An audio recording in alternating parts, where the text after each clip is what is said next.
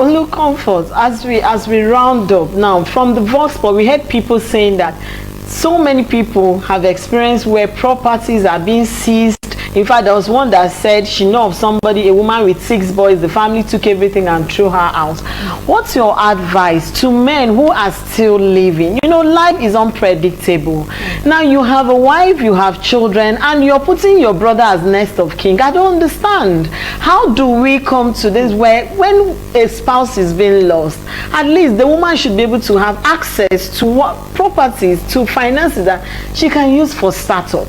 We've had cases where family will come and throw. I have seen where a family came and threw the woman out of the house and took possession, and she started with 1 room, and this was a woman in duplex, had to move her children back to square one, and they started life all over again. Aside the trauma, how can we avoid this particular? I mean, I feel like if there are documents, if she has 1 or 2 access to the man, because most of them, these men, women don't have access to their finances, and when they die, they don't even know that the husband have. It's only family that will now start knowing that. Okay, so how do we, as a marriage life coach, how do we advise men, you know, to really put these things in check?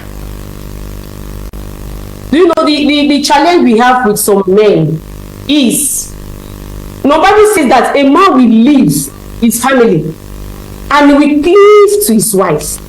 And I believe there's supposed to be something like that in the Quran also. But the problem we have is that this principle of living and cleaving, some men did not still apply it to their marriage. That is why they have to start learning now. Yoruba used to say, unity, and you was sorry, Abi. All these things that we are hearing, men should come and learn. If you die today and you put your sibling as next of kin, may your children not suffer. May your legacy not perish. Because the children that are supposed no for continue your legacy, they have children that they have taken.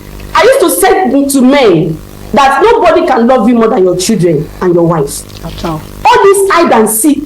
I have money in the bank. I have land somewhere. I don't want my wife to know. If she know, what if suddenly something, you go out and you don't come back again?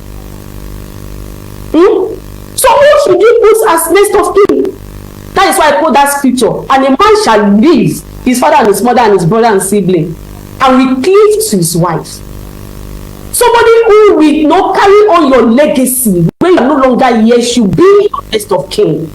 And that should be your wife or your children. Should be your next of kin. So let men arise. And I think family should, because when we're talking about will, life after death, nobody wants to talk about it because nobody is praying for death. But I think we must face this reality. Family must face this reality. As you are living, as you are not planning for the future of your children, also plan, what if something happened to me today? Or what if something happened to me today? What will become of my wife?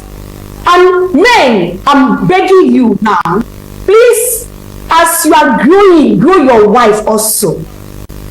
Grow them in business. Grow them so that when something happens, even if you don't die, if sickness happen today, will the woman be able to help you? And at the same time, women too should stand up. All this, my husband is making provision for me, everything is fine. Hey, brace up and plan for your future. Plan for the future of your children. Anything can happen anytime. God forbid, no evil will happen to us. We don't wish any evil. But death is not certain. Reality. Don't use all your hands to eat everything you have now. Plan for the future. Plan for in case. Men, ask yourself today, if something happened to me today, what will become of my children and us?